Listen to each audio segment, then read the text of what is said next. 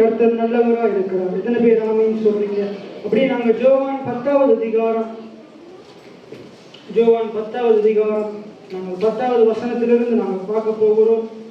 இன்றைக்கு ஆண்டவராகிய இயேசு கிறிஸ்து கல்வாரி சிலுவையில நமக்காக பாடுபட்டு மரித்து அவர் அடக்கம் பண்ணப்பட்டு அவர் உயிர்த்தெழுந்த நாளை நாங்கள் நினைவு கூறும் வண்ணமாக நாங்கள் வந்திருக்கிறோம். இன்னைக்கு ஆண்டுடைய வார்த்தை சொல்றது, பவுல் சொல்லுகிறாரு, கிறிஸ்து உயிர்த்து எழுந்திருக்காவிட்டால் இன்னைக்கு நாங்கள் பண்ணுகிற பிரசங்கம் எல்லாம் ஒன்றுமே இல்லாம விருதா போயிருக்கும். ஆனா ஆண்டவராகிய இயேசு கிறிஸ்து அவர் நமக்காக மரித்து உயிர்த்தெழுந்ததுனால இன்னைக்கு பிரசங்கமானது நாங்கள் கேட்கிற ஒவ்வொரு தேவனுடைய வார்த்தைகளும் ஜீவன் உள்ளதா இருக்கு.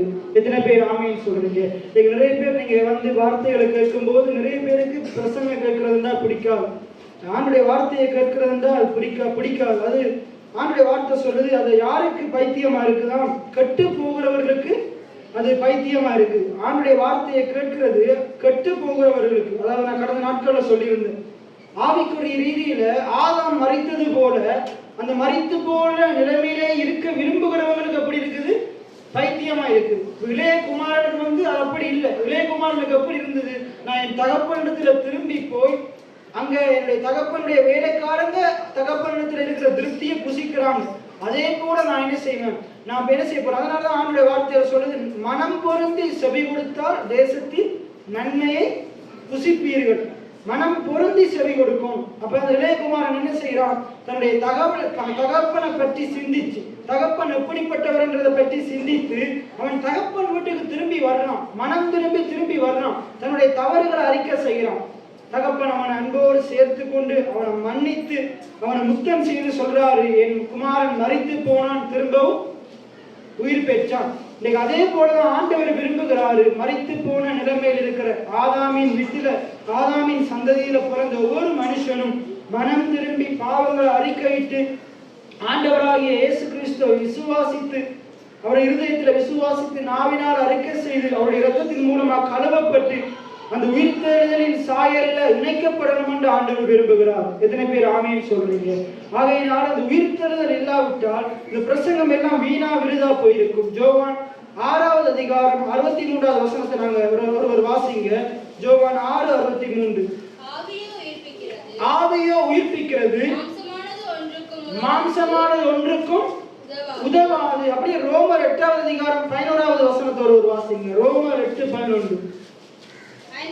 அன்றியும் இயேசுவை மரித்தோரிலிருந்து எழுப்பினவருடைய ஆவி உங்களில் வாசமாய் இருந்தால், கிறிஸ்துவை மரித்தோரிலிருந்து எழுப்பினவர் உங்களில் வாசமாய் இருக்கிற தம்முடைய ஆவியினாலே சாவுக்கேதுவான உங்கள் சரீரங்களையும் உயிர்ப்பிப்பார். யோவான் 6:63 சொல்லுது, ஆவியோ என்ன செய்யலாம்?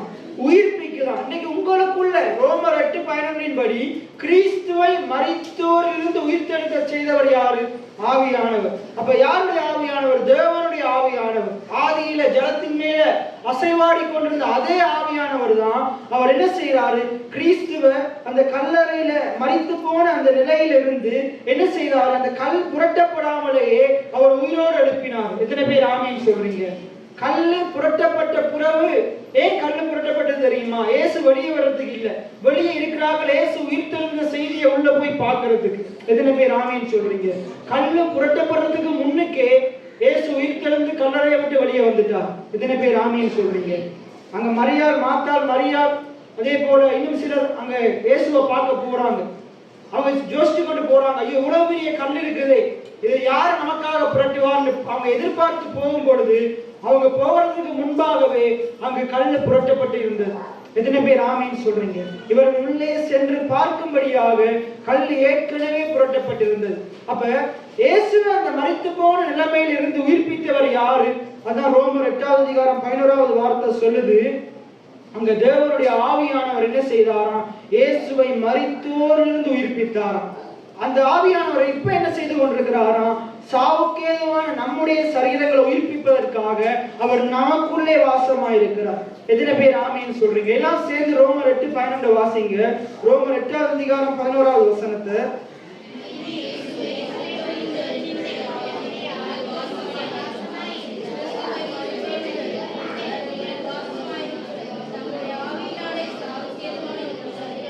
எல்லாம் சொல்லுங்க, சாவுக்கு ஏதுவான என்னுடைய சரீரங்களையும் அவர் உயிர்ப்பிப்பார். எத்தனை பேர் ஆமீன் சொல்றீங்க? அன்றையும் இயேசுவை மரித்தோரிலிருந்து எழுப்பினவருடைய ஆவி. அப்ப இயேசு கிறிஸ்துவை மரித்த நிலைமையிலிருந்து அவரை உயிரோடு எழச் செய்தது என்னது? தேவனுடைய ஆவியானவர். எத்தனை பேர் ஆமீன் சொல்றீங்க? இப்ப தேவனுடைய ஆவியானவர் இயேசுவை மரித்தோரிலிருந்து உயிர்த்தெழச் செய்தது போல அவர் இன்றைக்கு நமக்குள்ள வாசமா இருக்கிறார். எத்தனை பேர் ஆமீன் சொல்றீங்க?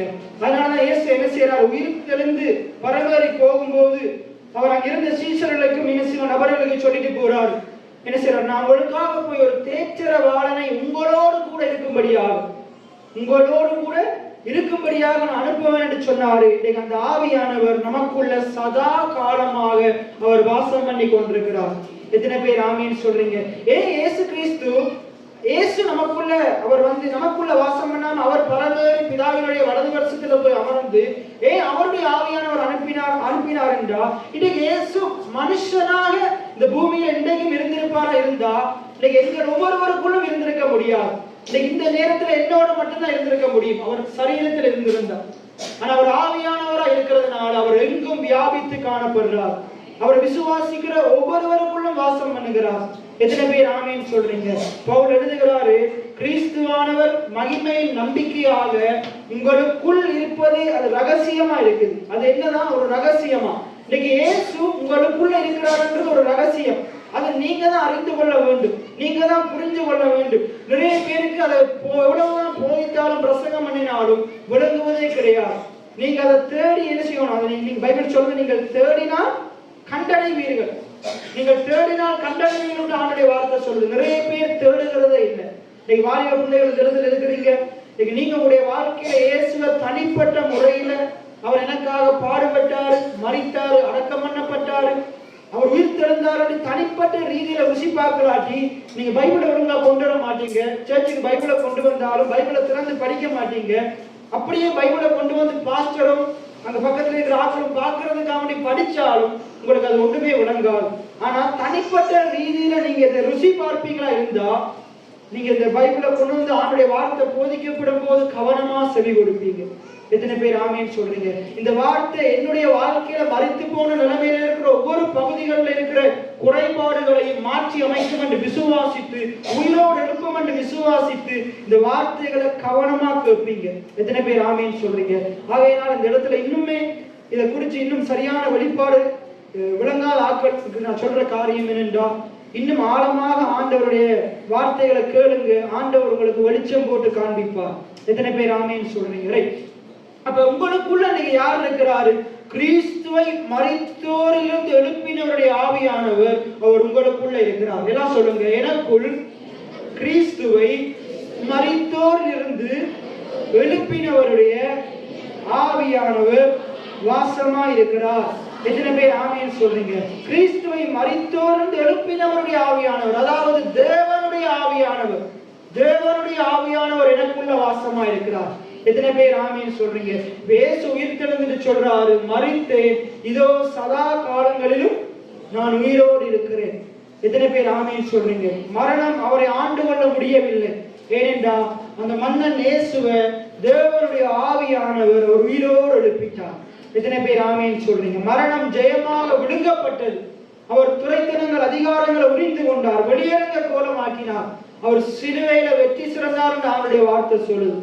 யோவான் 6:63 என்ன சொல்லுது? ஆவியோ உயிர்ப்பிக்கிறது. தேவனுடைய ஆவியானவர் உயிர்ப்பிக்கிறவரா இருக்கிறார். அதனாலதான் ஆண்டுடைய வார்த்தை சொல்லுது, உலகத்தில் இருப்பவனை காட்டிலும் உங்களுக்குள் இருப்பவர் பெரியவரா இருக்கிறார். அன்றைக்கு உலக மருத்துவர்களால கூட மரித்து போன சரீரத்தை உயிரோடு எழுப்ப முடியல. மரித்து போன சரீரத்தை உயிரோடு எழுப்ப இன்னும் கண்டுபிடிச்சு கொண்டுதான் இருக்கிறாங்க, கண்டுபிடிக்க முடியல. நம்முடைய ஆண்டவர் உயிர்ப்பிக்கிறவரா இருக்கிறார். எத்தனை பேர் ஆமீன் சொல்றீங்க? இந்த உலகத்தில் நிறைய விஞ்ஞானிகள் இருக்கிறாங்க, மருத்துவர்கள் இருக்கிறாங்க, நிறைய பட்டம் பெற்றவங்க, பணக்காரங்க இருக்கிறாங்க. ஆனா அவர்களால முடியாத காரியங்களையும் செய்து முடிக்க தேவன் வல்லமையுள்ளவராய் இருக்கிறார். அவருடைய வார்த்தை சொல்லுது, மனுஷனால் கூடாதவைகள் தேவனால் கூடும். என்ன சொல்லுங்க? மனுஷனால் கூடாதவைகள் தேவனால் கூடும், தேவனால் எல்லாம் கூடும். எத்தனை பேர் ஆமீன் சொல்றீங்க?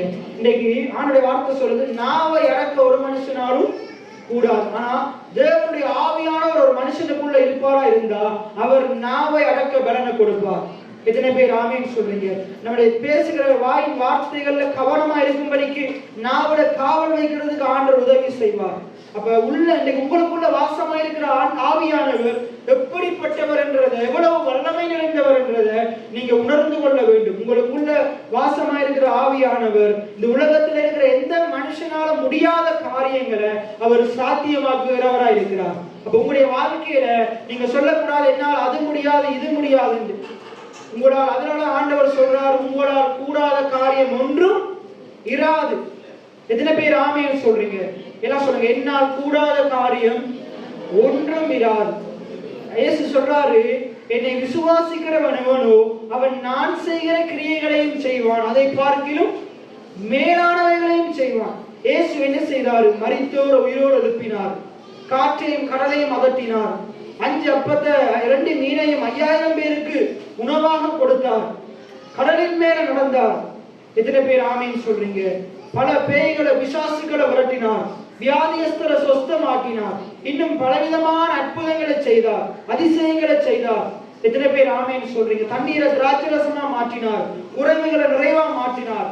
அப்ப அவரை விசுவாசிக்கிற நம்மாலும் இதையும் செய்ய முடியும், இதை விட பெரிய அற்புதங்களையும் செய்ய முடியும். ஏன் செய்ய முடியலன்னா நாங்க விசுவாசிக்கிறது இல்லை, நாங்க பிதாவை நோக்கி பார்க்கிறது இல்லை.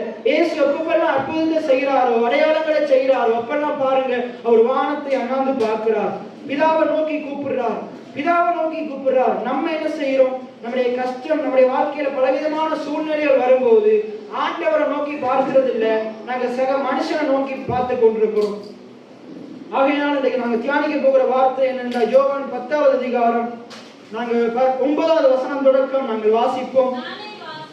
நானே வாசல், என் வழியா ஒருவன் உட்பிரவேசித்தால் அவன் ரட்சிக்கப்படுவான், அவன் உள்ளும் புறமும் சென்று மேய்ச்சலை கண்டடைவான். அந்த ஆண்டவருடைய வார்த்தை சொல்லுது பாருங்க, ஜீவனுக்கு போகிற, நித்திய ஜீவனுக்குள்ள பிரவேசிக்கிற, பரலோக வாழ்க்கைக்குள்ள பிரவேசிக்கிற. நிறைய பேருக்கு பரலோக வாழ்க்கைன்ற எங்கேயும் அங்கே இருக்குன்னு நினைக்கிறாங்க. பரலோக வாழ்க்கைன்ற என்னன்னா சரீரத்துல மறிக்காம வாழுவது, நித்தியமா வாழுவது. எத்தனை பேர் ஆமீன் சொல்றீங்க? சாவாமையுள்ள சரீரத்தை உடையவர்களா வாழுவது, நித்திய காலமா வாழுவது, மரண பயம் இல்லாம வாழுவது. இயேசு எதற்காக மரித்தாரு? மரண பயம் இல்லாம நாங்க வாழும்படியாக அவர் நம்முடைய மரணத்தை ஏற்றுக்கொண்டார், நாங்க நித்திய ஜீவனுக்குள்ள பிரவேசிக்கும்படிக்கு. எத்தனை பேர் ஆமீன் சொல்றீங்க? ஒன்றான மெய்தேவனாகிய உம்மையும் நீர் அனுப்பினவராகிய இயேசு கிறிஸ்துவையும் அறிவதே நித்திய ஜீவன். நிறைய ஜனங்கள் அறியாமையினால சங்காரமாய் கொண்டிருக்கிறாங்க, அறிவில்லாமையினால சங்காரமாய் கொண்டிருக்கிறாங்க. இப்ப நாங்க என்ன செய்யணும்? நித்தியமா நாங்க வாழணுமா இருந்தா நாங்க குமாரனாகிய இயேசு கிறிஸ்துவை அறிந்து கொள்ளும். எத்தனை பேர் ஆமீன் சொல்றீங்க? ஒரு மனுஷன் நித்தியமா வாழணுமா இருந்தா, இன்னைக்கு நம்ம சொல்லுவாங்க, நான் மன்னார்ல இருக்கும்போது சொல்லுவாங்க, சின்ன பிள்ளைகளுக்கு சரியான டாக்டர் யாருன்னா அரவிந்தன் டாக்டர் தான். அவர்கிட்ட போனா என்ன செஞ்சிடும்? எப்படிப்பட்ட வியாதி இருந்தாலும் அவங்க அந்த வியாதியிலிருந்து சொஸ்தம் ஆயிடுவாங்க. ஆனா நம்முடைய ஆண்டவர்கிட்ட நாங்க நம்முடைய வியாதிகளுக்காக போவோமா இருந்தா இனி வியாதியே வராதபடிக்கு மாத்திடுவார். அவர் பரிகாரியாகிய கர்த்தராக இருக்கிறார். நாங்க உலக பிரகாரமான வைத்தியர்கிட்ட போனா அவங்க ஒரு கொஞ்ச நாளைக்கு நம்முடைய சரீர அந்த வியாதி இல்லாம வாழும்படிக்கு என்ன செய்வாங்க? அந்த நோய் எதிர்ப்பு சக்தியை உண்டு பண்ணுகிற மாத்திரையை கொடுப்பாங்க. ஆனா நம்முடைய ஆண்டவர் கொடுக்கிற வார்த்தை எப்படிப்பட்டதுண்டா அது நல்ல ஔஷதமா இருக்குது.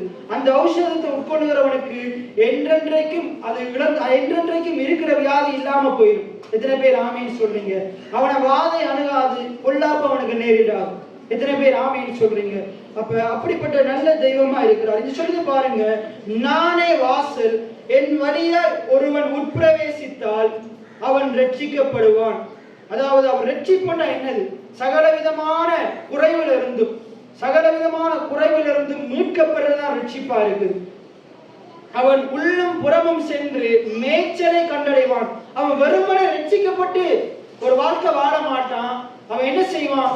உள்ளும் புறமும் சென்று மேய்ச்சலை கண்டடைவான். நீங்க ஆண்டவர், அதனாலதான் நான் உங்களுக்கு அடிக்கடி நான் சொல்லுகிற காரியம், இன்னைக்கு ஏன் நம்ம வார்த்தைகளை கேட்கிறோம்? நம்ம இந்த மற்ற மனுஷர்களை போல சாதாரணமா வாழணுமா இருந்தா இந்த வார்த்தைகளை கேட்கவே தேவையில்லை. ஆனா ஆண்டவர் நம்மளை சாதாரணமா வாழும்படிக்கு அழைக்கல.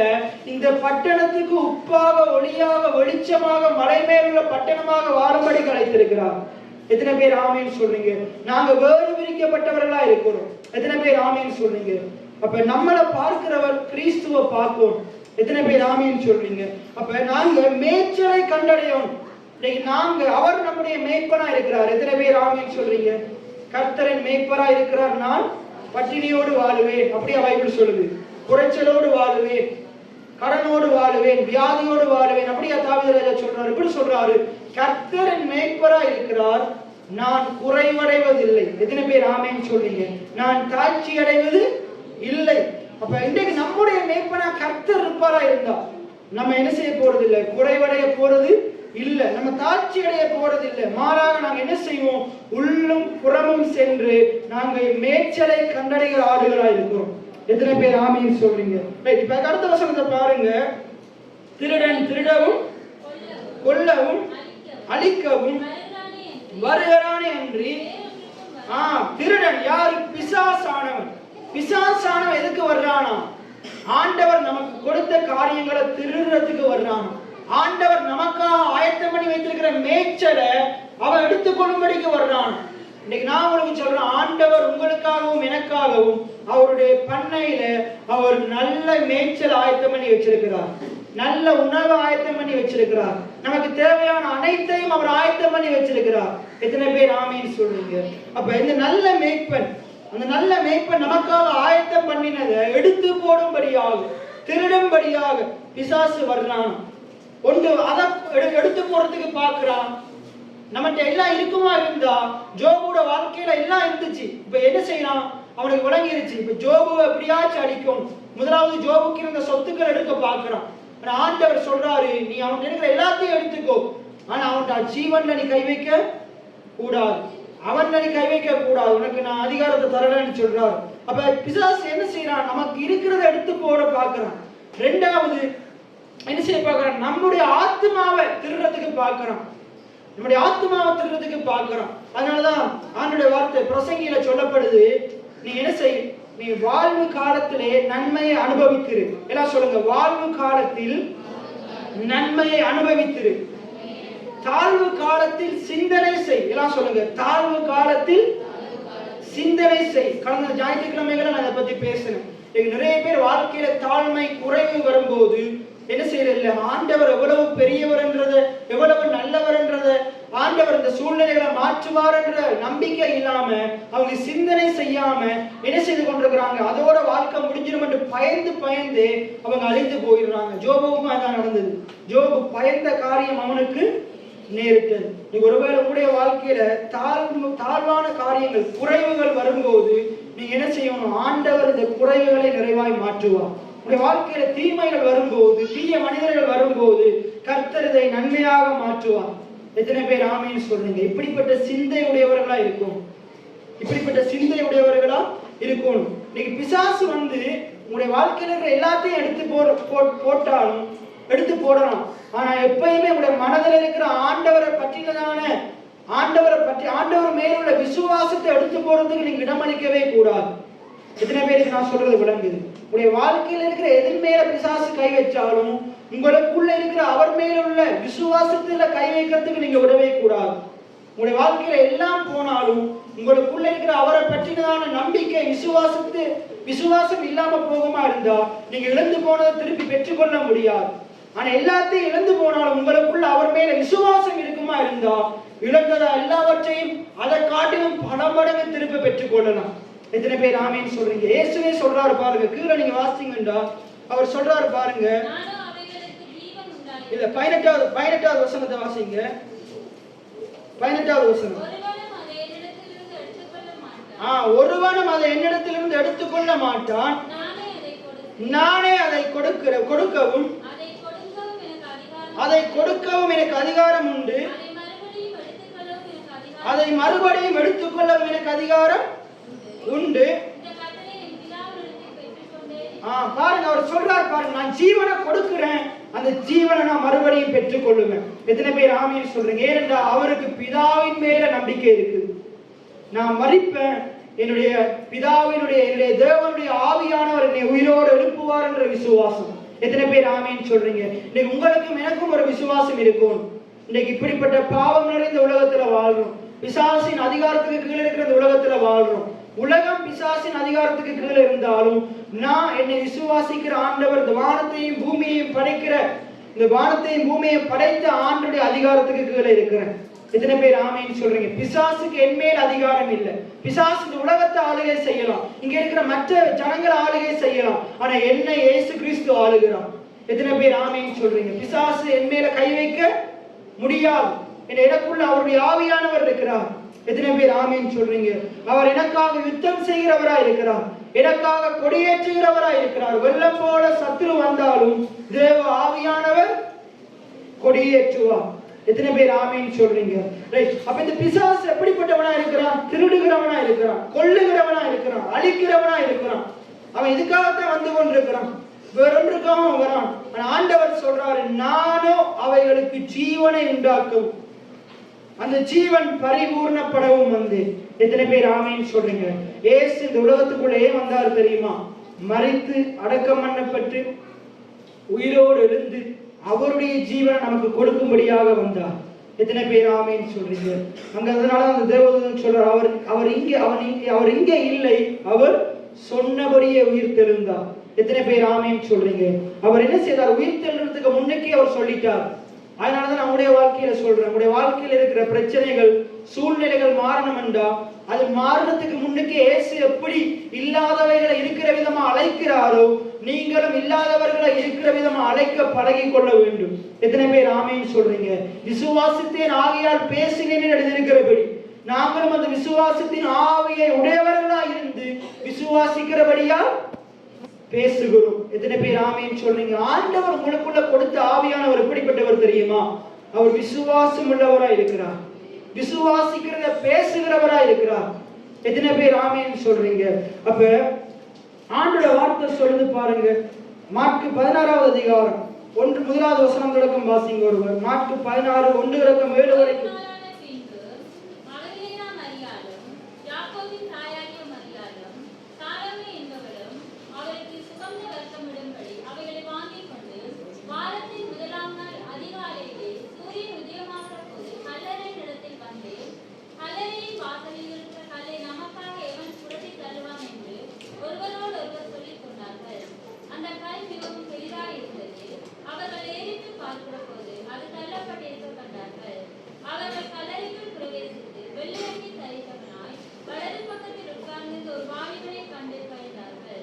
பாருங்க, அவங்க என்ன செய்யறாங்க? கல்லை யாரு புரட்டுவான்ற ஒரு சந்தேகத்தோடு வர்றாங்க. அவங்க வரும்போது அந்த கல் புரட்டப்பட்டிருந்தது. அந்த கல்லுக்கு மேல ஒரு வாலிபர் இருந்து கொண்டு சொல்றான் பாருங்க. தொடர்ந்து வாசிங்க. அவன் அவர்களை நோக்கி, பயப்படாதிருங்கள், சிலுவையில் அறையப்பட்ட நசரேயனாகிய இயேசுவை தேடுகிறீர்கள், அவர் உயிர்த்தெழுந்தார், அவர் இங்கே இல்லை, இதோ அவரை வைத்த இடம். அவர் சொல்றார் பாருங்க, இதோ அவரை வைத்த இடம், அவர் இங்கே இல்லை. அவர் என்ன செய்துட்டாரு? உயிர் தெழுந்துட்டார். மத்தேயுல சொல்லப்படுது, மத்தேயு 24ஆம் அதிகாரத்துல சொல்லப்படுது, அவர் சொன்னபடியே உயிர் தெழுந்தார். மத்தேயு 28:6வது வசனத்தை வாசிங்க ஒருவர். மத்தேயு 28:6. மத்தேயு 28வது அதிகாரம் 6வது வசனம். அவர் இங்கே இல்லை, தாம் சொன்னபடியே. பாருங்க, அவர் விசுவாசிச்சாரு. அவர் நான் என்ன செய்வேன்? நான் மரிப்பேன், ஆனாலும் பிழைத்துக் கொள்ளுவேன். எத்தனை பேர் ஆமேன்னு சொல்றீங்க? அவர் சொன்னபடியே உயிர் தெழுந்தார். நானுடைய வார்த்தை சொல்லுது. இப்ப நாங்க யோவானுக்கு வருவோம். அப்ப யோவான் 10ஆம் அதிகாரம் 10வது வசனம் சொல்லுது, நானும் அவைகளுக்கு ஜீவன் உண்டாயிருக்கவும் அது பரிபூர்ணப்படவும் வந்தேன். அதுக்கு அடுத்த வசனம் சொல்லுது பாருங்க. 11வது வசனத்தை எல்லாரும் சேர்ந்து வாசிங்க. நானே நல்ல மேய்ப்பன். எல்லாம் சேர்ந்து சொல்லுங்க. நானே நல்ல மேய்ப்பன், நல்ல மேய்ப்பன் ஆடுகளுக்காக தன் ஜீவனை கொடுக்கிறான். எத்தனை பேர் ஆமேன்னு சொல்றீங்க? நம்முடைய ஆண்டவர் எப்படிப்பட்டவர் தெரியுமா? அவர் மிகவும் நல்லவரா இருக்கிறார், அவர் நல்ல மேய்ப்பனா இருக்கிறார். எத்தனை பேர் ஆமேன்னு சொல்றீங்க? இந்த பூமியில நம்ம சரீர ரீதியா பார்க்கிறோம். நிறைய பேர் என்ன செய்யறாங்க? இந்த ஆடு மேய்க்கிற வேலையை பார்க்கறாங்க. பழைய ஏற்பாடு காலத்திலேயே பிரதானமான தொழிலா இருந்தது. ஆடு மேய்க்கிற தொழில்ன்றது ஒரு கீழான தொழில் இல்லை. அந்த காலத்துல அவங்க என்ன செய்தாங்க? நிறைய ஆடுகள். ஆபிரகாம் கூட என்ன செய்தாரு? அவர் ஆடுகளை மேய்த்துக் கொண்டிருந்தார். தாவீதை பார்க்கிறோம், அவர் ஆடுகளை மேய்த்துக் கொண்டிருந்தார். யோசேப்பையும் அவருடைய சகோதரர்களை அவர்களையும் பார்க்கிறோம். அவர்களும் ஆடு மேய்க்கிற தொழிலில் ஈடுபட்டாங்க. இப்படியாக நாங்க மோசையையும் பார்க்கிறோம். அவரும் என்ன செய்தார்? ஆடுகளை மேய்த்து கொண்டிருந்தார். அப்ப வேதத்துல நாங்க நிறைய இடங்கள்ல பார்க்கிறோம் இந்த ஆடு மேய்க்கிற நபர்களை பத்தி. இந்த ஆடு மேய்த்து கொண்டிருக்கும் போது அங்க நீங்க பார்த்தீங்கன்னா அவங்களுடைய வாழ்க்கையில தேவன் அவங்களை சந்திக்கிறார். தேவன் அவங்களை என்ன செய்கிறார்? சந்திக்கிறார். நிறைய ஜனங்கள் அவங்களை சுத்தி இருக்கிறவங்க பரியாசம் பண்ணினாலும் அவர்களுக்கு கொடுத்த பொறுப்பை சரியா செய்யறாங்க. அப்ப இந்த ஆடுகள் மேய்க்கிறவங்க பாத்தீங்கன்னா இன்றைக்கு இஸ்ரவேல் தேசத்துல ஆடு மேய்க்கிற தொழில் ஒரு பிரதானமான தொழிலா இருக்குது. அவங்க பெரிய செல்வந்தர்களா இருக்கிறாங்க. அதனாலதான் ஆதியாகமம் 13ஆம் அதிகாரம் 2வது வசனம் சொல்லுது, ஆபிரகாம் என்ன செய்யறானா? திரளான ஆடு மாடுகளை உடைய சீமானா இருந்தானா. ஆபிரகாம் எப்படி இருந்தானா? திரளான ஆடு மாடுகளை உடைய சீமானா இருந்தானா. ஜோபுவும் எப்படி இருந்தாராம்? ஜோபுக்கு நிறைய ஆடு மாடுகள், கழுதைகள், ஒட்டகங்கள், இப்படி நிறைய காரியங்கள் இருந்தது. இப்ப அந்த காலத்துல பெரிய பெரிய பணக்காரங்களுக்கெல்லாம் என்ன இருக்கும்? நிறைய திரளான ஆடு மாடுகள் இருக்கும். நிறைய பேர் எதுக்காக அதை வளர்ப்பாங்க தெரியுமா? பலி கொடுக்கிறதுக்காக. ஏன் பலி கொடுக்கணும்? ஒரு பாவியாகிய மனுஷன் பரிசுத்தமான தெய்வத்திடத்துல போகணுமா இருந்தா அந்த அவர்களுடைய ஒவ்வொரு மனுஷனுடைய அந்த பாவியாகிய மனுஷனுடைய மரணத்தை ஒரு ஆட்டின் மேல வைக்கிறது அடையாளமாக ஒரு ஆட்டை பலி கொடுப்பாங்க. ஒரு பலி இல்லாம பிதாவினிடத்துல போக முடியாது. இன்னைக்கு நம்ம எந்த ஆட்டையோ மாட்டையோ காளைகளையோ நாங்க பலி கொடுக்கல. ஏனென்றால் நமக்காக ஆட்டுக்குட்டியாகிய இயேசு கிறிஸ்து ஒரே தரம் பலியாய் இருக்கிறார். எத்தனை பேர் ஆமீன் சொல்லுங்க? ஒரே தரம் பலியாய் இருக்கிறார். நாங்க இன்னைக்கு எந்த பலிகளையும் செலுத்த தேவையில்லை. இன்னைக்கு ஆண்டவர் பலிகளை விரும்பல. ஆண்டவர் என்னத்தை விரும்புகிறாரு? சோஸ்திர பலிகளை விரும்புகிறார். உங்களுக்காகவும் எனக்காகவும் தேவன் தம்முடைய ஒரே பேரான குமாரனை பலி கொடுத்ததை நினைத்து அவருடைய கல்வாரி அன்பை நினைத்து ஆண்டவரே உமக்கு நன்றி, ஆண்டவரே உமக்கு சோஸ்திரம் என்று சொல்லி அவரை ஆராதிக்கிறத, அவரை கனப்படுத்துகிறத, அவருக்கு மகிமையை செலுத்துறத ஆண்டவர் விரும்புகிறார். எத்தனை பேர் ஆமீன் சொல்றீங்க? அப்ப இந்த இடத்துல பாருங்க, மனுஷன் இழந்து போன ஜீவனை ஆண்டவர் மறுபடியும் கொடுக்கும்படிக்கு தான் அந்த உலகத்துக்கு வந்தார். நம்முடைய ஆண்டவர் நல்ல மேய்ப்பனா இருக்கிறார். நல்ல மேய்ப்பன் தன் ஆடுகளுக்காக தன் ஜீவனையே கொடுக்கிறார். இயேசு வேற யாருடைய ஜீவனையும் கொடுக்கல. அவர் தம்முடைய ஜீவனை தந்தார். எத்தனை பேர் ஆமீன் சொல்றீங்க? அவர் தம்முடைய ஜீவனை தந்தார். வேற யாருடைய காரியத்தையும் தரல. அவர் தன்னுடைய ஜீவனையே நமக்காக தந்தார். அதுக்கு அடுத்த வசனத்தை வாசிங்க. 12வது வசனம். மேய்ப்பனா இராதவனும் ஆடுகள் தனக்கு சொந்தம் இல்லாதவனுமான கூலியால் ஓநாய் வருகிறதை கண்டு ஆடுகளை விட்டு ஓடி போகிறான். அப்பொழுது ஓநாய் ஆடுகளை பீறி. பாருங்க, இன்னைக்கு நாங்க தேவனுடைய மந்தையா இருக்கிறோம். எத்தனை பேர் ஆமீன் சொல்றீங்க?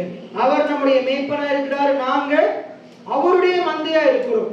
இப்ப ஒரு மனுஷனுடைய ஆடு, ஒரு மனுஷன் ரெண்டு விதமான ஆட்டை நடத்துகிறவங்க மேய்ப்பன் இருக்கிறாங்க. இதுல ஒரு மேய்ப்பன் எப்படிப்பட்டவன் என்றா, அவன் தன்னுடைய ஆடுகளுக்கு தானே மேய்ப்பனா இருக்கிறான். தன்னுடைய ஆடுகளுக்கு தானே மேய்ப்பனா இருக்கிறான். இன்னொரு ரீதியில பார்க்கும்போது இந்த மேய்ப்பன் எப்படிப்பட்டவன் என்றா, அவன் இந்த ஆடுகளுக்கு பொறுப்பான ஒரு எஜமானால நியமிக்கப்பட்ட மேய்ப்பனா இருக்கிறான். இப்ப நான் கேட்கிறேன், ஒரு ஓநாய் வருது, ஒரு சிங்கம் வருது, ஒரு சத்துரு வரலாம், ஒரு பிரச்சனை ஒன்று வருது, எந்த மேய்ப்பன் ஆடுகளோடு கூட இருப்பான்? எந்த மேய்ப்பன் ஆடுகளை விட்டு விலகி போயிடுவான்? அந்த ஆட்டுக்கு சொந்தமான மேய்ப்பன் கடைசி பரியந்த ஆடுகளோடு இருப்பான். ஆனா ஒரு எஜமானால நியமிக்கப்பட்ட, கூலிக்காக நியமிக்கப்பட்ட மேய்ப்பன் என்ன செஞ்சிருவான்? அவனுக்குன்ற ஒரு ஆபத்து வரும்போது அவனுக்கு கொடுக்கப்பட்ட பொறுப்பையும் மறந்து, எனக்கு உசுறுதான் முக்கியம் சொல்லி என்ன செஞ்சிருவான்? அவனுக்கு கொடுக்கப்பட்ட பொறுப்பை விட்டு என்ன செஞ்சிருவான்? ஓடி போயிடுவான். ஆனா இயேசு கிறிஸ்து பாருங்க, சிலுவையின் மரண பரியந்தம் பிதாவுக்கு கீழ்ப்படிந்தவராக தம்மை தாழ்த்தி சிலுவை மரணத்துக்கு தன்னை அர்ப்பணித்தார். எத்தனை பேர் ஆமீன் சொல்றீங்க? யாருக்காக அர்ப்பணித்தாரு? அவர் மேய்ப்பர மந்தையாகிய நம்மேல பிரியமா இருக்கிறார். எத்தனை பேர் ஆமீன் சொல்றீங்க? அவர் இந்த பூமிக்கு வந்ததை நமக்காக ஜீவனை கொடுக்கும்படிக்கு தான் வந்தார். எத்தனை பேர் ஆமீன் சொல்றீங்க? அவர் ஜீவனை கொடுத்து அடக்கம் பண்ணப்பட்டு உயிரோடு கூட இருந்தார். எத்தனை பேர் ஆமீன் சொல்றீங்க? தொடர்ந்து வாசிங்க.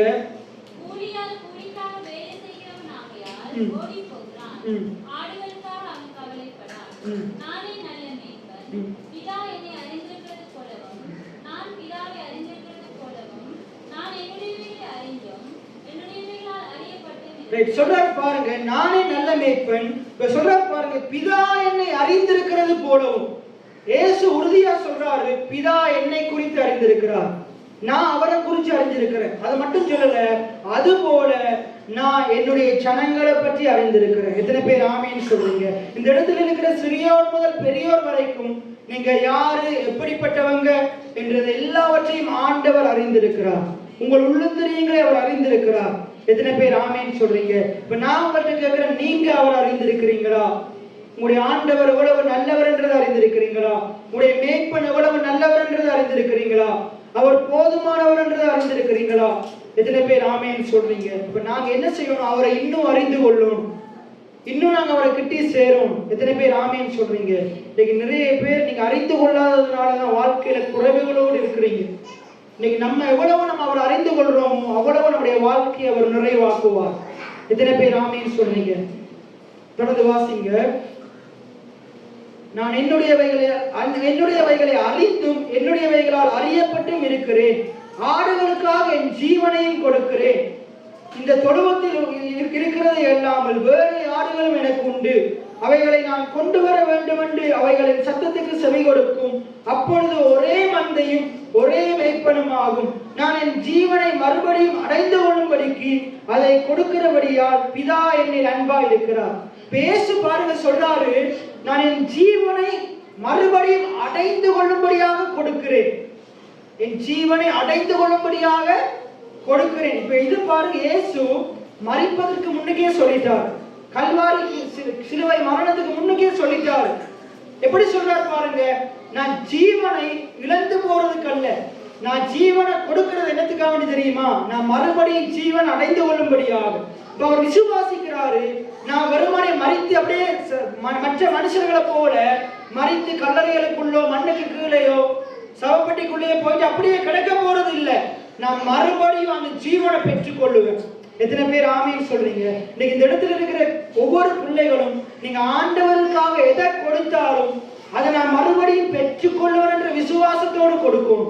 எத்தனை பேர் ஆமீன் சொல்றீங்க? இன்னைக்கு நீங்க இவ்வளவு நேரம் வந்து என்ன செய்யணும்? ஆண்டவரை பாடி ஆராதிச்சோம். இன்னைக்கு நம்ம அவரை மகிமைப்படுத்த அவர் நம்மளை கனப்படுத்துவார், நம்மளை மேன்மைப்படுத்துவார், நம்மளை உயர்த்துவார். எத்தனை பேர் ஆமீன் சொல்றீங்க? நம்ம எல்லா துதிகான மகிமைகளையும் அவருக்கு செலுத்த அவர் இந்த பூமியில நம்மளை ஒரு உயர்ந்த இடங்களுக்குள்ள கொண்டு போவார். எத்தனை பேர் ஆமீன் சொல்றீங்க? இன்னைக்கு நம்ம அவருக்காக வந்து அவருக்கென்று நம்ம என்ன செய்யணும்? நம்முடைய தசமபாகங்களை, காணிக்கைகளை நாங்க விதைகளை விதைக்க ஆண்டவர் நம்மளை இன்னும் அதிகமா நம்மளை ஆசீர்வதிப்பார். எத்தனை பேர் ஆமீன் சொல்றீங்க? இன்னும் அதிகமா ஆசீர்வதிப்பார். இன்னைக்கு அவருக்காக நீங்க அவருடைய சமூகத்தில் அமர்ந்து நேரங்களை செலவிட இனி வரப்போகிற உங்களுடைய நேரங்களை ஆண்டவர் பயனுள்ளதா மாற்றுவார், அறுவடையை கொண்டு வருவார், உங்களுடைய கையின் பிரயாசங்களை ஆசீர்வதிப்பார். எத்தனை பேர் ஆமீன் சொல்றீங்க? அப்ப அவருக்காக நீங்க என்னத்தை கொடுத்தாலும் ஆண்டவர் பல மடங்கு எனக்கு திருப்ப தருவார் என்ற நிச்சயத்தோட நம்பிக்கையோடு கொடுக்கணும். எத்தனை பேர் ஆமீன் சொல்றீங்க? எத்தனை பேருக்கு அப்படிப்பட்ட நம்பிக்கை இருக்குது? எத்தனை பேர் இன்றைக்கு ஆண்டவருக்கு தசமபாகம் காணிக்க கொடுக்கும் போது ஆண்டவர் இதை பல மடங்கு என்னுடைய வாழ்க்கையில தருவார் என்ற நிச்சயத்தோட விதைச்சீங்க? எத்தனை பேர் ஆமீன் சொல்றீங்க? நிறைய பேர் சொல்லுவாங்க, நம்ம எதிர்பார்ப்பு இல்லாம கொடுக்கணுமா அப்படின்னு. நிறைய அது தவறு. இன்னைக்கு நீங்க உங்களோட வீட்டுல ஒரு தோட்டம் செய்யறீங்க, அந்த நீங்க விதைக்கிற விதை இது பலன் தரலாட்டி பரவாயில்ல அப்படியா விதைப்பீங்க? ஒரு நம்பிக்கையோட விதைப்பீங்க. என்னது? நான் இதை விதைக்கிறேன், இது ஒரு குறிப்பிட்ட காலத்துல எனக்கு என்னது தரணும், பலனை தரணும் என்ற நம்பிக்கையோட விதைக்கிறீங்க. நீங்க ஒரு தொழிலை செய்யறீங்க, அவர் எனக்கு இந்த எஜமான் எனக்கு சம்பளம் தந்தாலும் பரவாயில்ல தரலாட்டியும் பரவாயில்ல அப்படியா வேலை செய்வீங்க? அவர் தருவார் என்ற நிச்சயத்தோட என்ன செய்வீங்க? தருவார் என்ற நிச்சயத்தோட நீங்க அந்த காரியங்களை செய்யறீங்க. அதே போல ஆண்டவருக்காக நீங்க எதை கொடுத்தாலும் அவர் இந்த உலகம் தரலை விட பல மடங்கு எனக்கு அதிகமா தருவார் என்ற நிச்சயத்தோடு கொடுக்கும். எத்தனை பேர் ஆமீன் சொல்றீங்க? அப்ப இயேசு கிறிஸ்து ஜீவனை கொடுக்கும் போது எப்படி கொடுக்கிறாரு? நான் அதை மறுபடியும் அடைந்து கொள்ளுவேன் என்ற நிச்சயத்தோடு கொடுக்கிறார். எத்தனை பேர் ஆமீன் சொல்றீங்க? நான் மறுபடியும் உயிர் தெழுவேன் என்ற நிச்சயத்தோடு கொடுக்கிறார். அவருக்கு ஒரு நிச்சயம் இருந்தது. அதனாலதான் சொல்றாரு, நீங்க என்ன செய்யுங்க, இந்த தேவாலயத்தை இடித்து போடுங்க, 3 நாளைக்குள்ளே அதை நான் கட்டுவேன் என்று சொல்றார். எத்தனை பேர் ஆமீன் சொல்றீங்க? 3 நாளைக்குள்ளே அங்க எல்லாரும் எதிர்க்கிறாங்க. அவர் சொல்றாரு, அவர் தன்னுடைய சரீரத்தை குறித்து சொல்றாரு. இந்த சரீரம் ஒரு நாள் என்ன செய்யப்படும்? கல்வாரி சிலுவையில உயர்த்தப்பட்டு அது பலி கொடுக்கப்படும். ஆனா தேவனுடைய ஆவியானவர் அதை 3 நாளைக்குள்ளே உயிரோடு கூட எழுப்புவார். எத்தனை பேர் ஆமென் சொல்றீங்க? அவர் அந்த சம்பவம் நடக்கிறதுக்கு முன்னுக்கே விசுவாசத்தோடு பேசுறார். அப்ப நீங்க வந்து விதைக்கிறதுக்கு முன்னுக்கே, கொடுக்கிறதுக்கு முன்னுக்கே என்ன செய்யணும்? பேசிக்கொண்டே வரணும். என்னத்தை பேசணும்? ஐயோ இவ்வளவு நாள் கஷ்டப்பட்டு சம்பாதிச்சதெல்லாம் காணிக்கப்பட்டிக்குள்ள போகுது, அப்படி சந்தேகத்தை பேசக்கூடாது. ஆண்டவர் கொடுத்த இந்த ஆசீர்வாதத்தை, இந்த பணத்தை, இந்த ஊதியத்தை நான் ஆண்டவருக்கு கொடுக்க போகிறேன். ஆண்டவர் எனக்கு பல மடங்கு திருப்பி கொடுக்க போறார். எத்தனை பேர் ஆமென் சொல்றீங்க? அதே போல ஆண்டவரை ஆராதிக்கும் போது நிறைய பேர் சந்தோஷமா கைகளை உயர்த்தி கையை தட்டி சந்தோஷமா ஆராதிக்கிறதே இல்லை, கையை காட்டிட்டு நின்று கொண்டிருப்பாங்க. ஏன்னா நிறைய பேருக்கு இப்படிப்பட்ட காரியங்கள் விளங்குதே இல்லை. என்னத்தை பாடி என்னத்தை செஞ்சு அப்படின்னு நிற்பாங்க. இல்லை இல்லை, நீங்க அவரை பாடி துதி செய்யும் போது, அங்க பவுலும் சீலாவும் பாடி துதி செய்யும் போது அவங்களை சுற்றி இருந்த சூழ்நிலைகள் மாறினது போல, நீங்க இந்த இடத்துல பாடி துதி செய்யும் போது உங்களை சுற்றி இருக்கிற எல்லா சூழ்நிலைகளையும் தேவன் மாற்றி அமைக்க வல்லமையுள்ளவராக இருக்கிறார். எத்தனை பேர் ஆமென் சொல்றீங்க? அப்ப இந்த வசனத்தை பாருங்க. நான் மறுபடியும் அடையும்படியாக என் ஜீவனை கொடுக்கிறேன். எல்லாம் அந்த வசனத்தை 17வது வசனத்தை எல்லாரும் சேர்ந்து வாசிங்க. நான் என் ஜீவனை மறுபடியும் அடைந்து கொள்ளும்படிக்கு அதை கொடுக்கிறபடியால் பிதா என்னில் அன்பாய் இருக்கிறார். ஒருவனும் அதை என்னிடத்திலிருந்து எடுத்துக்கொள்ள மாட்டான். நானே அதை கொடுக்கிறேன். அதை கொடுக்கவும் எனக்கு அதிகாரம் உண்டு, அதை மறுபடியும் எடுத்துக்கொள்ளவும் எனக்கு அதிகாரம் உண்டு. இந்த கட்டளைகளை என் பிதாவினிடத்திலிருந்து பெற்றுக்கொண்டேன். எத்தனை பேர் ஆமென் சொல்றீங்க? அப்ப அந்த நிச்சயம் இருக்கும், அந்த நிச்சயம் இருக்கும். நான் கொடுத்தா ஆண்டவர் திருப்பி கொடுப்பார். எத்தனை பேர் ஆமென் சொல்றீங்க? இப்ப நம்ம ரோமர் 6வது அதிகாரத்துக்கு வருவோம். ரோமர் 6வது அதிகாரம். ரோமர் 6வது அதிகாரத்துல நாங்க சில வார்த்தைகளை நாங்க தியானிக்க போகிறோம். ஆண்டவர் உயிர்த்தெழுந்தார். தேவனுடைய ஆவியானவர் இயேசுவை மரித்தோரிலிருந்து உயிரோடு எழுப்பினார். மரித்தோரிலிருந்து உயிரோடு எழுப்பினார். 17வது வசனத்தை வாசிங்க. 5ஆம் அதிகாரம் 17வது வசனம். ஒருவர் 5ஆம் அதிகாரம் 17வது வசனம். அல்லாமலும் ஆதாமினுடைய மீறுதலினாலே அந்த ஆதாம் மூலமாய் மரணம் உலகத்தை ஆண்டு கொண்டிருக்க கிருபையின் பரிபூரணத்தையும் நீதியாகிய ஈவின் பரிபூரணத்தையும் பெறுகிறவர்கள் இயேசு கிறிஸ்து எனும் ஒருவராலே ஜீவனை அடைந்து ஆளுவார்கள் என்பது அதிக நிச்சயமாமே. ஆகையால் ஒரே மீறுதலினாலே எல்லா மனுஷருக்கும் ஆக்கினைக்கு ஏதுவான அந்த மரண தண்டனை உண்டானது போல ஒரே நீதி, அதாவது இயேசுவினுடைய நீதியினாலே எல்லா மனுஷருக்கும் ஜீவனை அளிக்கும் நீதிக்கு ஏதுவான தீர்ப்பு உண்டாயிற்று. பாருங்க, இந்த வேதவசனம் இந்த 5ஆம் அதிகாரம் முழுக்க நீங்க வாசிச்சீங்கன்னா இதுல ஆதாமை குறித்து சொல்லுது, இயேசுவை குறித்து சொல்லுது. ஒரே மனுஷனுடைய மீறுதல் என்ற ஆதாமினுடைய மீறுதல், ஒரே மனுஷனுடைய கீழ்ப்படியாமை என்ற ஆதாமினுடைய கீழ்ப்படியாமை. அப்ப இஞ்சால சொல்லப்படுது ஒரே மனுஷனுடைய கீழ்ப்படுதல் என்ற இயேசுவினுடைய கீழ்ப்படிதல். அப்ப எப்படி இந்த பூமிக்குள்ள மரணம் வந்துச்சு? ஆதாம் செய்த பாவத்தினால மரணம் வந்துச்சு. இயேசு பாவத்தை பரிகரித்ததுனால இந்த உலகத்துக்குள்ள ஜீவன் வந்தது. எத்தனை பேர் ஆமென் சொல்றீங்க? இன்றைக்கு இயேசுவை விசுவாசிக்கிற பிள்ளைகளுடைய வாழ்க்கையில மரணம் ஆண்டு கொள்ள முடியாது, வியாதி ஆண்டு கொள்ள முடியாது, சாபம் ஆண்டு கொள்ள முடியாது. எத்தனை பேர் ஆமென் சொல்றீங்க? இன்றைக்கு இயேசுவை விசுவாசிக்கிற பிள்ளைகளுடைய வாழ்க்கையில ஜீவன் தான் ஆண்டு கொள்ளுது. எத்தனை பேர் ஆமென் சொல்றீங்க? இப்ப உங்களுடைய வாழ்க்கையில கிறிஸ்துவனுடைய ஜீவன் ஆண்டு கொண்டிருக்குது. அப்படியே நாங்க இஞ்சால வந்து 4ஆம் வசனத்துக்கு வருவோம். 6ஆம் அதிகாரம் 4வது வசனம். மேலும் பிதாவின் மகிமையினாலே ரைட். ரோமர் 8:12 சொல்லுது இயேசு எப்படி எழுப்பப்பட்டாராம்? கிறிஸ்துவை மரித்தோரிலிருந்து தேவனுடைய ஆவியானவர் உயிர்த்தெழச் செய்தார். இங்க இயேசு எப்படி உயிர்த்தெழுந்தார்? நானோட வார்த்தை சொல்லுது, மேலும் பிதாவினுடைய மகிமையினாலே கிறிஸ்து மரித்தோரிலிருந்து எழுப்பப்பட்டார். என்ன சொல்லுங்க? பிதாவினுடைய மகிமையினாலே கிறிஸ்து மரித்தோரிலிருந்து எழுப்பப்பட்டார். எத்தனை பேர் ஆமென் சொல்றீங்க? மரித்தோரிலிருந்து எழுப்பப்பட்டார். தொடர்ந்து வாசிங்க. ரைட். இப்ப நீங்க ஆதியாமத்திலிருந்து இல்ல, நீங்க மத்தேயு, மாற்கு, லூக்கா, யோவான வாசிச்சீங்கண்டா அங்க இயேசு வாழ்ந்த காலத்துல என்ன நடந்ததுன்னு சொல்லப்படும். ஆனா நீங்க ரோமர் தொடக்கம் நீங்க பவுலுடைய நிருபங்களை வாசிச்சீங்கண்டா இயேசுவின் நாட்கள்ல என்ன நடந்தது, இயேசு என்னெல்லாம் செய்தார், என்ன அற்புதம் செஞ்சார், என்ன அடையாளம் செஞ்சாரு, என்ன பிரசங்கங்களை பண்ணினாரு, அது இருக்கும். ஆனா இந்த பவுல் எழுதின நிருபங்கள்ல அதன் மூலமாக உங்களுக்கும் எனக்கும் என்ன சிலாக்கியம் கிடைக்குது, என்ன நன்மை கிடைக்குது, அது அவர் செஞ்சிட்டாருதான். அதன் மூலமாக நம்ம என்னத்தை பெற்றுக் கொள்றோம் அதை சொல்லப்பட்டிருக்கும். நீங்க சொல்லப்படுது பாருங்க, இயேசு மரித்தது உண்மைதான், இயேசு உயிரோடு எழுந்தது உண்மைதான். இப்ப அதன் மூலமா உங்களுக்கும் எனக்கும் என்ன கிடைக்குதுன்றா இந்த வசனம் சொல்லுது பாருங்க. எல்லாம் சேர்ந்து அந்த வசனத்தை வாசிங்க. நாமும் எல்லாம் சேர்ந்து சொல்லுங்க, நாமும் புதிதான ஜீவன் உள்ளவர்களாய் நடந்து கொள்ளும்படிக்கு அவருடைய மரணத்திற்குள்ளாக்கும் ஞானஸ்தானத்தினாலே கிறிஸ்துவோடு கூட அடக்கம் பண்ணப்பட்டோம். வேதம் எப்படி சொல்றது பாருங்க, அவருடைய மரணத்தின் மூலமாக நாங்க என்ன செய்யறோம், ஞானஸ்தானத்தை பெற்றுக்கொள்ளும்படியாக, அவருடைய மரணத்தின் மூலமாக நாங்க ஞானஸ்தானத்தை பெற்றுக்கொள்ளும்படியாக, புதிய ஜீவனுக்குள்ள நடக்கும்படியாக, புதிய ஜீவனை பெற்றுக்கொள்ளும்படியாக.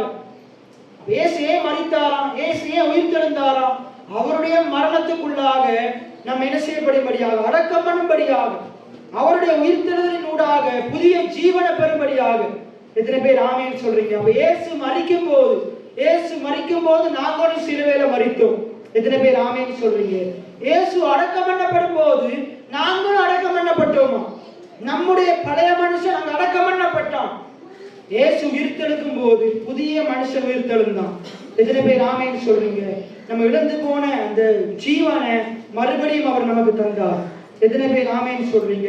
ஆதலால் அவருடைய மரணத்தின் சாயலில் நாம் இணைக்கப்பட்டவர்கள் ஆனால், அப்ப இயேசு மரித்தது உண்மையா இருந்தா, இயேசுவோடு கூட நாமும் மரித்தது உண்மையா இருந்தா, இயேசு உயிர்த்தெழுந்தது உண்மையா இருந்தா, இயேசுவோடு கூட நாமும் உயிர்த்தெழுந்தது உண்மையா இருக்குது. எத்தனை பேர் ஆமென் சொல்றீங்க?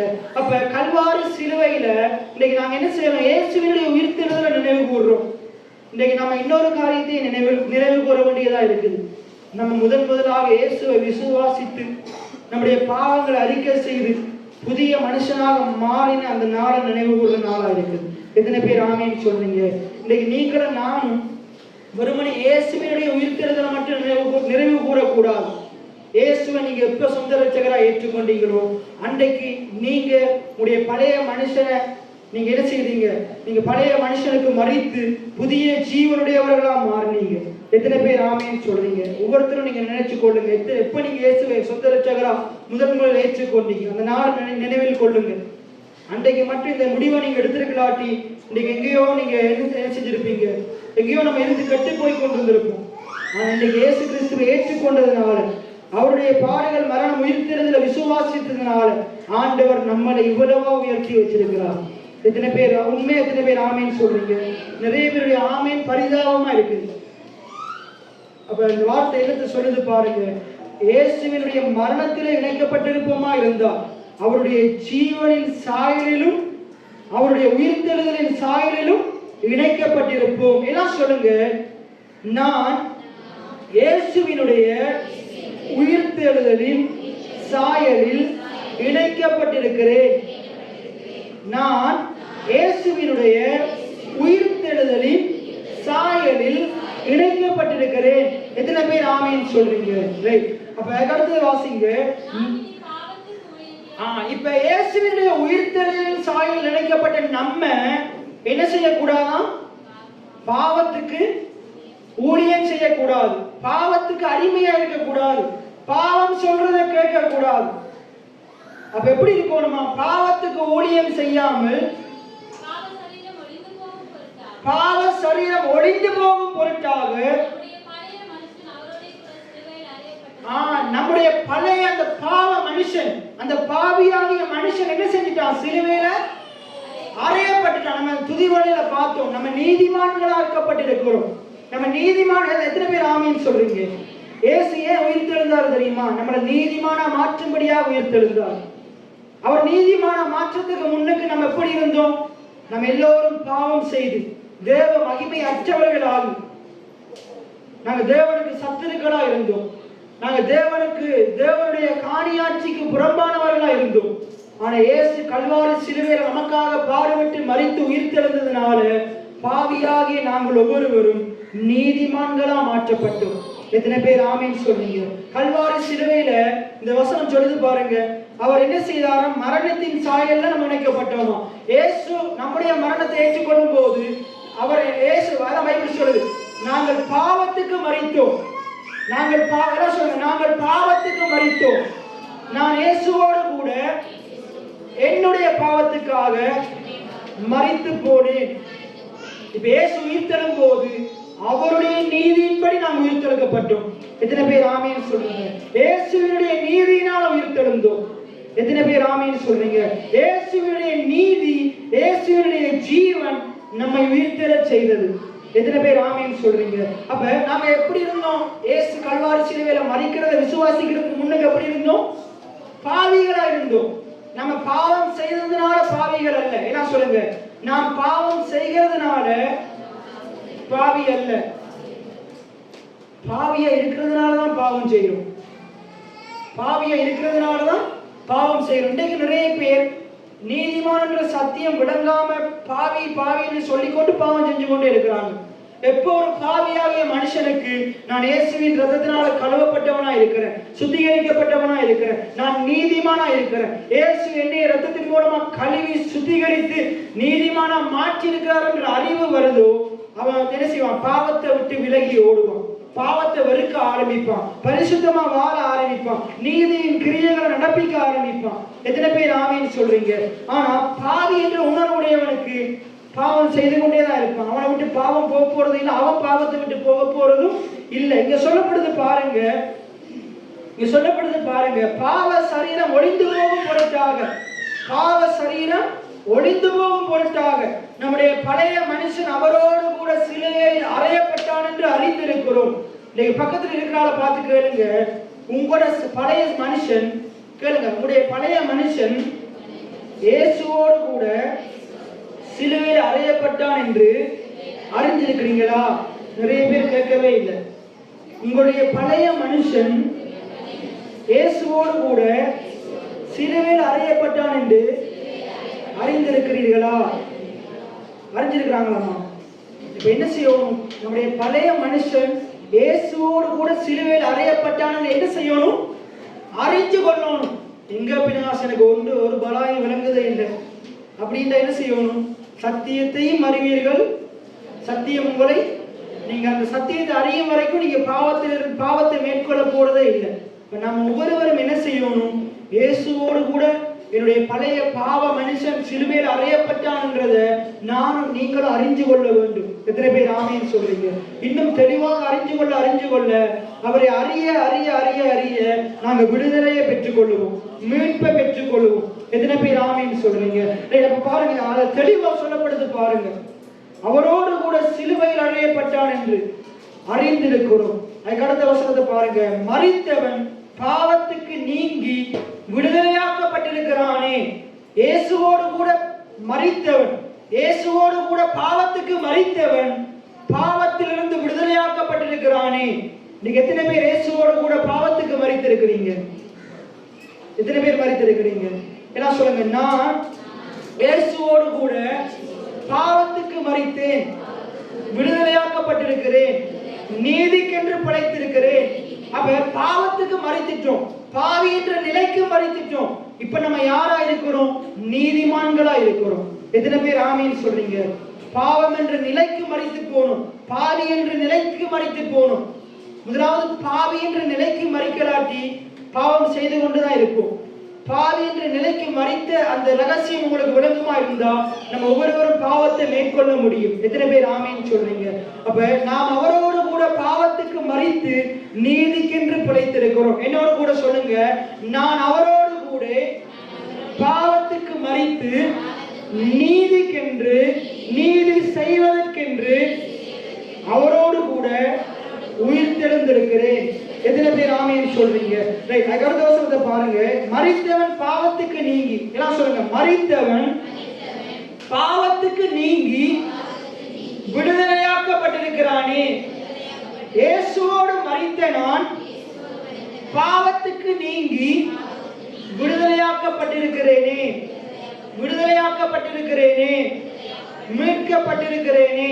எத்தனை பேர் ஆமீன் சொல்றீங்க? நம்ம மீட்கப்பட்டவர்களா இருக்கிறோம், நம்ம விடுதலையாக்கப்பட்டவர்கள் வச்சிருக்கிறவர்களா இருக்கிறோம். இப்ப நம்ம விடுதலைக்காக வேண்டி எங்கேயும் விடுதலை கூட்டத்தை தேடி ஓட தேவையில்லை.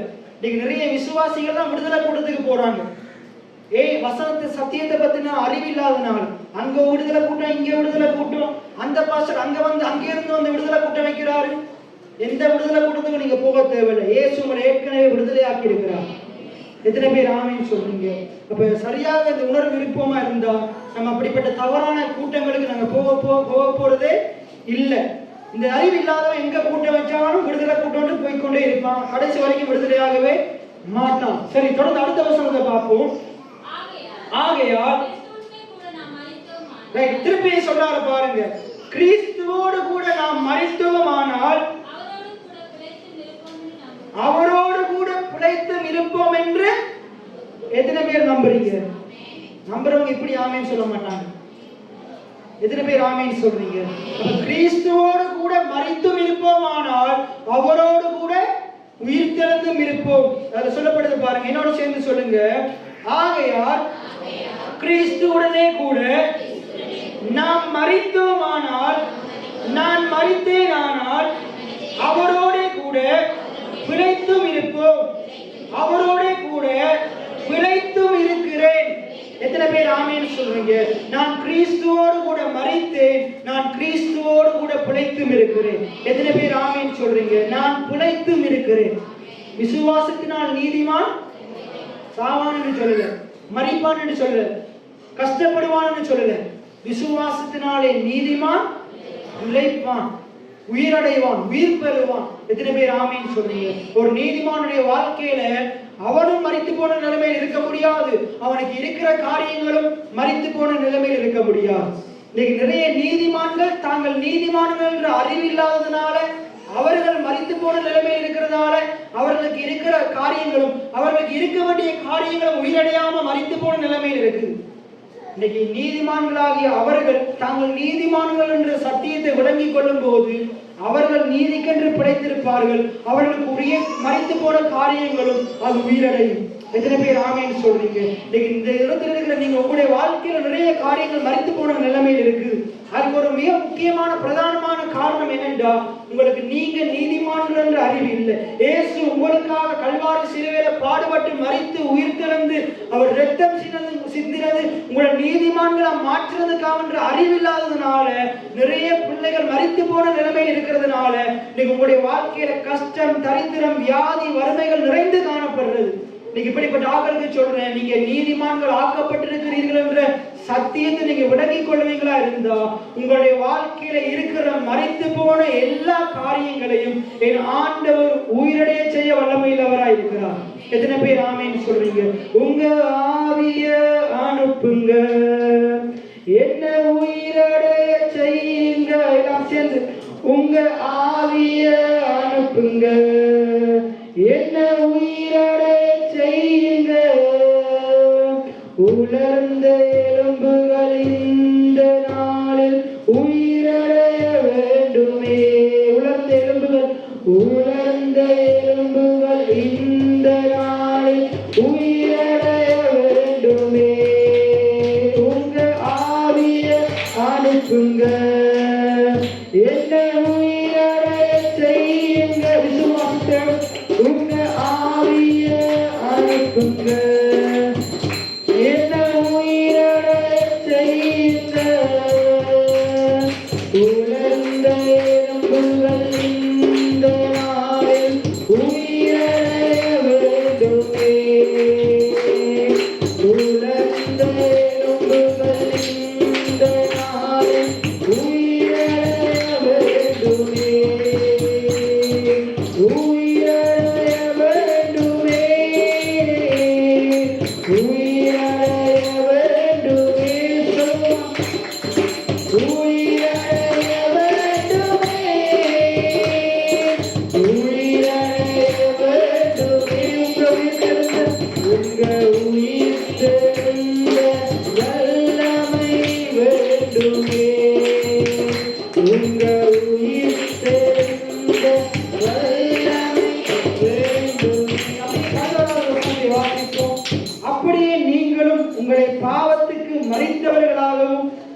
கர்த்தராகிய இயேசு கிறிஸ்துவுக்குள் தேவனுக்கென்று பிழைத்திருக்கிறவர்களாகவும் எண்ணிக்கொள்ளுங்கள்.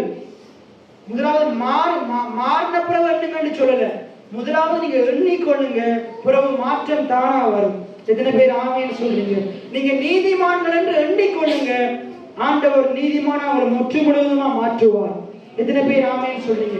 இல்ல பினகாஸ், நான் எவ்வளவோ பாவம் செஞ்சு கொண்டிருக்கிறேன், நான் பாவிதான், நான் பாவியிலையும் பிரதான பாவி, நான் நீதிமான மாறின பிறகு எண்ணிக்கொள்றேன், அது நடக்க போற காரியமே இல்லை. ஆண்டவர் சொல்றாரு, நான் உன்னை நீதிமான மாற்றிட்டேன் என்ற சத்தியத்தை நீ உணர்ந்து கொண்டு எண்ணிக்கொள்ளு, உன்னுடைய வாழ்க்கை நீதிக்குரிய வாழ்க்கையா மாறும், உன்னுடைய பாவங்கள் உன்னை விட்டு அகன்று போகும்.